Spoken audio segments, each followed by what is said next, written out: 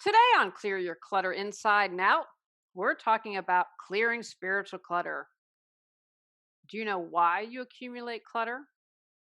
Are you aware of what it means to declutter your spiritual life?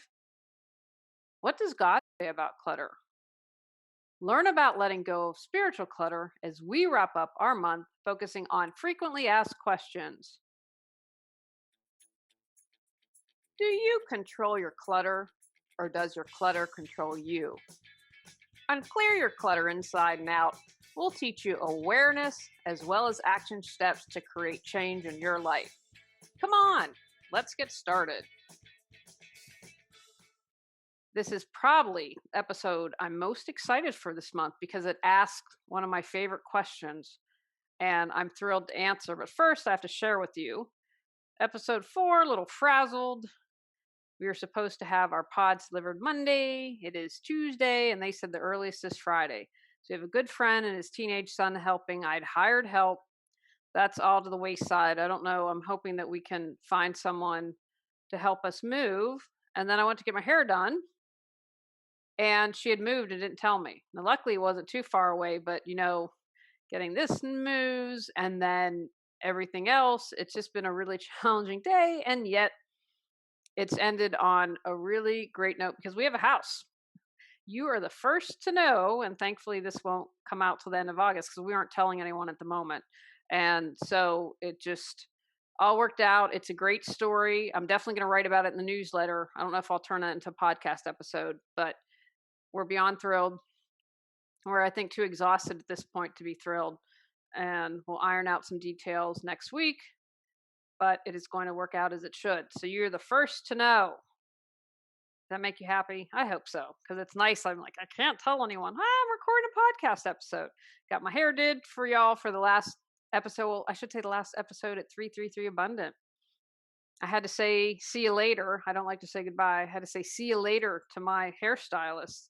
Kay has been my hair stylist for 14 years now. Maybe it took me a year to find her, living in Raleigh, and it's almost 15 years I've been here. So I am so emotionally depleted right now and excited for the adventure coming up, but also leaving behind. I've been here almost 15 years. So a little bit of reflection on that, some good things, fell in love, became a cat mom, started my business, published my books, a little bit of heartache too, but I think I've shared that with you. But when I record these on separate days, I can't always remember anything. Anyway, let's get to it.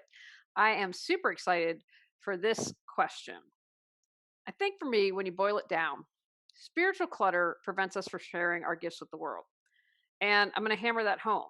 This is why I do the podcast, so you can share all of your good stuff. Now more than ever, I believe that we're in at a tipping point, not only in America, in the world. And I believe we need goodness more so than any other time. We're at a serious crossroads. So you share your gifts. If you continue to clear your clutter, that allows other people to do that. That gives other people quote unquote permission because they see you doing it, and it shifts the energy and changes the energy. And we need to balance and tip the scales from being balanced and tip them to the good stuff. Number one, why do I accumulate so much clutter? Fantastic question. I've never been asked that. Again, this is going to be personal because obviously it really depends on what's going on in your life. For me, if I were to boil it down to a short answer, it would be you're trying to fulfill a need. So if you have lots of physical clutter, you may be accumulating to feel better about yourself. Maybe you are trying to keep up with the Joneses. I think that is something I see a lot, that people just get caught in that trap. No right or wrong, no good or bad here.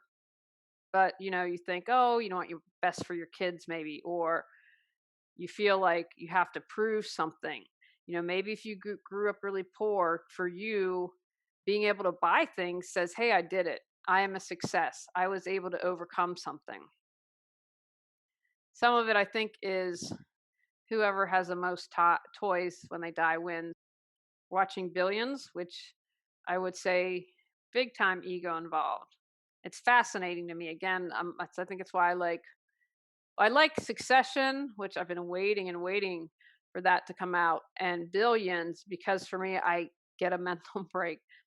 I'm so fascinated. I don't think about anything else. And I have been really fortunate. I've gotten a mental break recently, but stuff like this that allows me to just is very important. But when you watch something like that, that's about who gets the most toys and how can I accumulate more and how can I prove. Now, I would say, because I've watched 2 seasons, that the primary guy is driven. He's driven by definitely driven by ego, but he didn't grow up with a lot. And I would argue that that definitely fuels his need to accumulate so much stuff. Now, if you have something like mental clutter, maybe if you worry a lot, you think that you don't have the skills to solve your problems. I'm sitting here as soon as I'm off the podcast, I've got to get them to guarantee they're here Friday morning.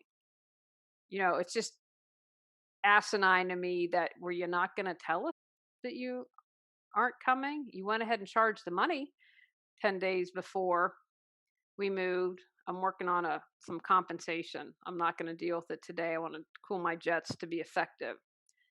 If you're worried about the future, you might think that you can't handle something, and that's creating mental clutter. And I've mentioned before, when I first started my business, I worked 24/7 because there's always something to do. If I allowed myself, I could work on the business 24/7. I thought, I'm taking a break from the next book I'm writing. The mental break from the book will be good. But then, I could get trapped into that. I've got to achieve. I got to keep going. I've got to do more. It's not just the physical stuff. You might create emotional clutter because you don't want to deal with stuff. When I emotionally eat, it's because I don't want to look at something. I don't want to deal with it. Emotional clutter for me is a distraction. So that's why I accumulate some pounds in the tummy when I want to do that. So it really is going to depend on you. What is going on? I'm just going to share a few examples, and you might be like, wow, I have relationship clutter. All my relationships never work out, or I'm always a doormat in every relationship. So, what is it? Feeling not good enough, not worthy enough, or not loved, in my view, is going to be one of the reasons why you attract not so good relationships. So, look at the area where it is and ask yourself, what's going on? What is this really about? Be like the archaeologist. Do some digging, do some exploration, and come from a place of neutrality. Like, I want to learn, not from judgment. Not from judgment. I know I might pound some of these things home, but I want you to understand it because it took me multiple times of hearing something before taking action or realizing or whatever and knowing that. So these are just a few examples of why you might be accumulating so much clutter. And remember, inner reflects outer and vice versa. As you work on one, you will be able to have less clutter in other areas of your life. So whatever you're able to do to get started, do that. It's just about taking that first step. And even if you can only commit 5 minutes a day to do something, at least you're doing something. You're taking that first step. As I've been talking, what has been resonating with you? Did something pop into your head? That's when you want to listen. That's your intuition. The ego's out of like, bam, there's an answer. How can I declutter my spiritual life? This is question number 2. I would say reflect on what your biggest spiritual challenges are. Do you lack gratitude? Are you unable to forgive? Are you stingy with your care for others? Does injustice drive you nutso like me and you feel like you've got to act on it? That what can you be done to right a wrong, even if that's not a possibility? If you're religious or you have a certain spiritual practice, read books on people that share the same viewpoint and religion as you do and see what they say. I always I try to learn from everyone. Don't have time when I get settled. So probably at the beginning of next year, my uncle's into Buddhism. Someone else told me, and my husband, that's like, who was it? Oh, it was your husband. Said to me recently, yeah, you know what? I want to learn a little bit more about Buddhism. So that's something that I want to explore. Kind of the Zen background we have here on YouTube. Look for people like, yeah, I'm a Catholic, and maybe there's a Catholic I believe is it Thomas More, who was, I want to say, a priest, and I can see the book cover, and it might be More, but I believe he was either a priest or a theologian or something, and so he brings that into his works. But again, consider expanding what you read because there might be something else that you discover. Attend a service. You can do that online now. If there's an author you like, check out what they have to say. When you begin to work on stuff, they loosen up. And I think for me, the biggest thing that anytime I work on myself spiritually, I believe it opens up my heart more. And in many ways, my heart is open, but in many ways, it's still closed. And so as I do my personal growth work, as I begin to work on it, it opens me up. When I work on forgiveness, when I don't take action, that opens up my heart even more. We were going on our monthly constitutional last night, and I saw the woman that came on Christmas to harass us, and I said some choice words, which I will not repeat for the podcast. And my husband's like, woosah, woosah. That's what he always says to calm me down. And he was like, we're almost out of here. Just don't say anything. And it was like when the new board president who's came to us to court has now completely changed and acted like he didn't know me. I could have been like, you're a coward, you're a hypocrite, blah, blah, blah. I just was like, take your newsletter. I don't want it. And I didn't swear. I thought about it, but didn't. Those little steps open up my heart more because I didn't take action. Then I can come back to me, come back to being centered, come back to that spiritual part of me, that sovereign self, that higher self that knows like, it's just an act. This is just a play called life. It's about clearing your clutter, you moving forward. How can you be the best version of Julie?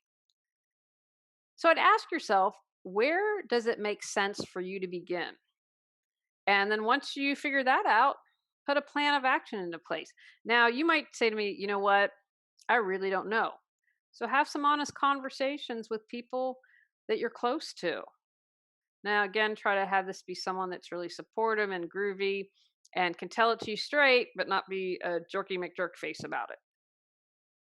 Ask, what do you think? Where do you think I'm challenged? What have you noticed? You say, hey, I think this might be an area you'd want to consider working on. Just have to start out small and keep going. If you have zero gratitude, you're probably not going to be able to change that overnight. Most of us aren't. If you've been holding on to a grudge for years, it's highly unlikely you'll let it go in a month. I mean, good God, it's been how long? We lost the court case in August, but I've been dealing with the HOA since September 2019. I think for me, physically getting out of the house in the area will have a huge impact. It's because it's in your face every day. It's as much as I love the house, it's being reminded, I haven't felt safe here because of these people. So I didn't let it go after a month. But I feel myself. I've been thanking the house, do a little sage on her shortly. Hey, I leave this house behind. I hope she gets some wonderful, wonderful people that will love on her. But then I can take the cloak of the neighborhood, the heaviness that's been on me for way too long. Know that it's a spiral. Sometimes you fall. I've fallen down, but then you can take a big leap and just keep going. And that's what I've done. I said some meaner words last night, but I didn't scream them. I could have done that. All this time I could have reacted. I could have reacted and didn't. So I have to acknowledge that. And can I be better? And I will be better when thinking about them doesn't drive me nuts or wasting my energy. And it reminds me, I have to call my energy back. I will do that after the podcast. But the thing is, I keep with it and I keep going. And I also believe time also helps with things. I think that that's always important too. Like sometimes things that were really hurtful, with time, they're a lot easier to do it. Are you always comparing yourself? How are you not honoring yourself? Do you spend time gossiping? Would you like to share your gifts with the world? Get control of your clutter so your clutter doesn't control you. Reclaim time, money, sanity, and resources. Spiritual Got Clutter 365 journal prompt supports you in clearing your spiritual clutter. Free gift with purchase to support you even more in your journey to declutter your life. So, where is it that maybe you're the most frustrated or the angry, or you see yourself, wow, I'd like to really improve myself in that area? And again, if you don't have anything, talk to people that you love and trust because they might have some insight. And I would say if you just have to start in one place, just having grit, saying thank you every day. You know what? I'm just going to start saying thank you every day and see where that takes me. Or I think another big thing would be forgiveness. Okay, I forgive whatever. I forgive the person for cutting me off on traffic. Like, stop it before it even starts. Just being able to say things like gratitude and forgiving and not judging someone, especially yourself. Again, that all works to open up your heart. And it's like that crusty old thing, and you're loosening it up. And I've had moments in life where I've done things where have literally felt my heart open, and it's been amazing and it's been incredible, and it's been just one of those things I don't even think I could put into words, but I know when my heart opened, that's then I'm bumped up to another level. And finally, my favorite question of all 15. What does God say about clutter? Now, if you don't like the word God, put it, fill in the blank, higher power, whatever works for you. I don't presume to speak for God, so I'm going to share my thoughts. I would say God would be like, hey, your clutter doesn't allow you to focus on what's important. It's not allowing you to be the best version of you. And my theory kind of is religion. I think if you look at all the major religions of the world and even spiritual practices, they all kind of have these common themes like, hey, don't murder. And so I think that they all believe, and I might be wrong about this, but I think there are some threads of oneness within there. And so it's about, how can I be a better person? How can I be better than I was yesterday? So I would hope they'd want you to all be the best version of you that you could be.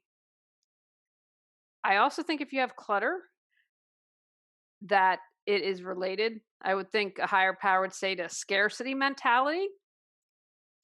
You're either coming from fear or you're coming from love. I believe people think they're not good enough, they're not worthy, or they're not loved. That to me is fear. That's just kind of how I've broken it out. So that God would think, yeah, I think there's a scarcity mentality going on. He or she would also possibly say that when you clear your clutter, you can spend time in silence. You can spend time in contemplating things. You don't have stuff taking up your physical, your mental, your emotional energy. My spiritual life is fulfilled when I do things I love and when I feel full, when I feel spiritually full. And it can be something such as being outside in nature. That fulfills me. That makes me feel good. That recharges me. And when I have time to be in contemplation or silence, that allows me to sit quietly and hear my soul.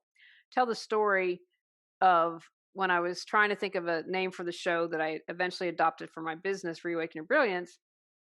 I kept wanting something with Thrive. And I'd Google Thrive. I'm like, oh, with like a zillion things. And then I was literally meditating and heard Reawaken Your Brilliance. I stopped meditating, went to the Google, and nothing on it. I'm like, that's my name. We've got it. I believe that was divinely inspired. Someone from around above was supporting me on that one. Letting go of your clutter is also about surrender. And what do you need to surrender to? So many of us, raising hand here, want to control everything. I have to surrender. I have no control. I don't own containers. I can't get someone to sell me their house. There are things that are out of my control. So I have to surrender to the process. And I'm going to do a podcast episode. I'll probably write the newsletter too. Just the story about the house is just Divine timing. It's like one of those times when I met my husband when I had immense clarity and realized why it never worked out with anyone else. This is my guy. This is my husband. This is the man who makes me a better woman. Because I had to surrender, I didn't make enough to try to buy me a husband. So you sometimes just have to surrender the process. And when you clear your spiritual clutter, it allows you to do that. And maybe for you, it's believing that you'll get what you need when you need it. I say that all the time. Trust that you'll get what you need when you need it. So surrender is a big part. I think God would say, or goddess, that if you have clutter, it prevents you from surrendering. And there's something incredibly freeing about surrendering. And when you surrender, you're in flow, you're in the flow of life. And I believe that when you're in the flow of life, you're being present. And that's part of a good spiritual present, being in the moment. And I found a couple quotes. So this is from Sarah Ban Breathnock and from her book, Simple Abundance. I search for the common thread in the lives of the world's great spiritual teachers and tradition. Jesus Christ, Muhammad, Buddha, Lao Tzu, the Hebrew prophets, the Muslim Sufis, the Catholic saints, and the Hindu rishis, the Shakers, the Quakers, the Amish. That's because they all embrace simplicity. Spirituality, simplicity, and serenity seem to be a sacred trinity, three divine qualities of the orderly soul. So, I mentioned about having a thread, and I think this was a great quote from her that I wanted to share. Simplicity. The older I get, and especially since I feel like, we downsize. And I know from my work, on one hand, we don't have a lot. On the other hand, I'm like, oh my gosh, we have so much. That when your life is simple, it just makes it easier. It does bring you peace. And it just really does. It just brings you peace.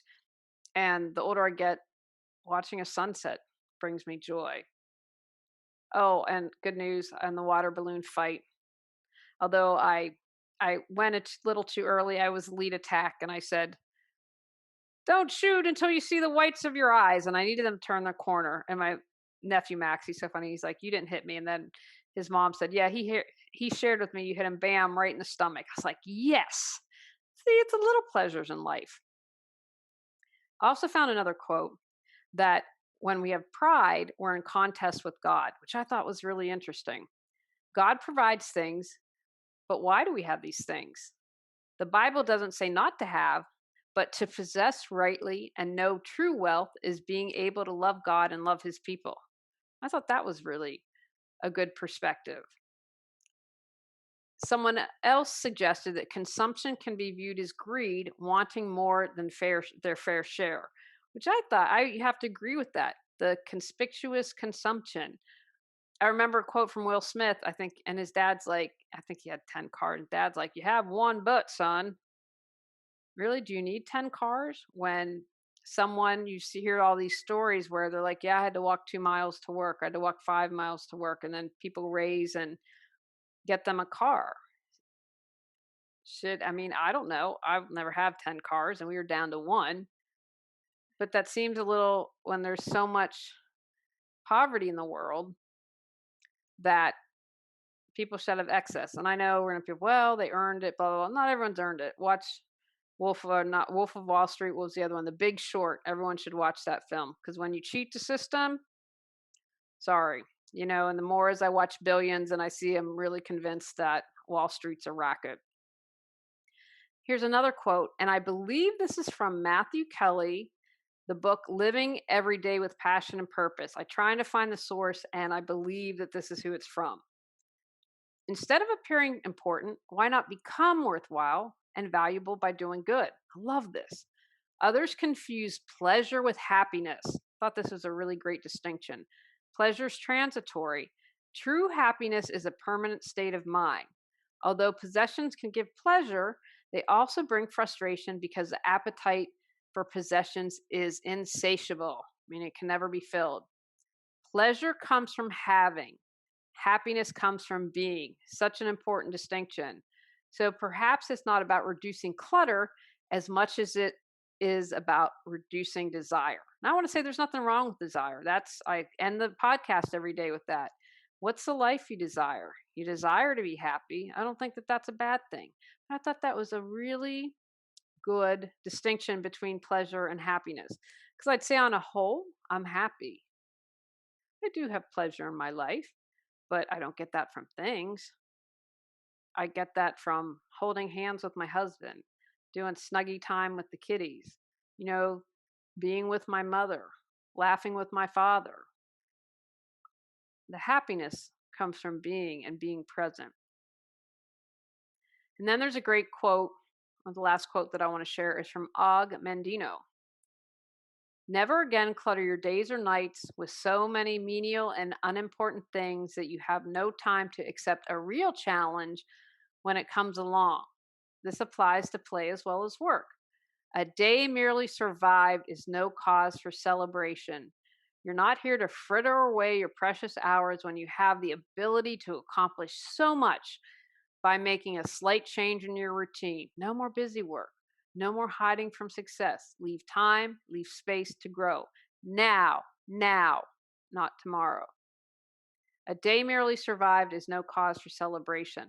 And the more clutter you have in your life, the more you're going to just be in survival mode. And I've been there. I am not coming from this from a place of judgment, but boy, is life better when I can thrive, or I'm proactive, I'm making choices, I'm conscious that I'm making choices, and I own it and take responsibility. It's a much better way to live, in my view, than just trying to survive each day and being in a job that I hated. When I first started my business, people are like, "You're nuts." I'm going to share it. I don't have a business plan.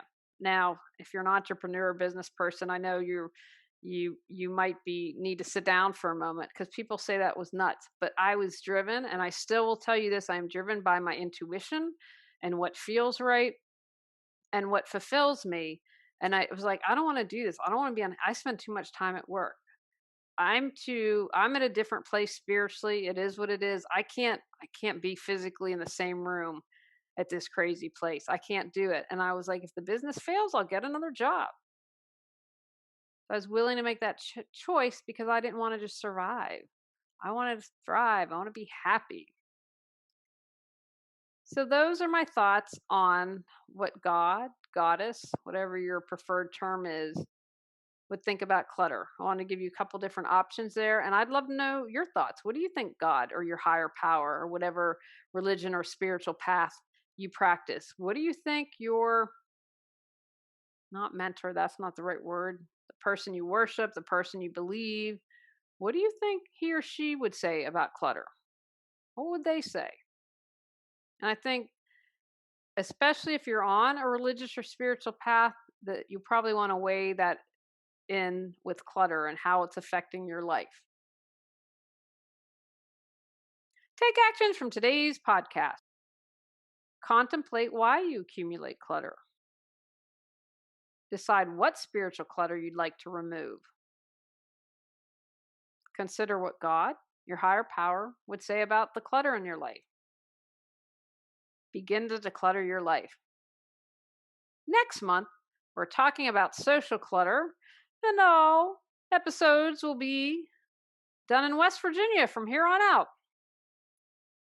Go out, clear your clutter to create the life you choose, deserve, and desire. When you clear your clutter, you can share your gifts with the world. Sign up for our free newsletter at reawakenyourbrilliance.com. If you've enjoyed Clear Your Clutter Inside and Out, please rate, review, and share us.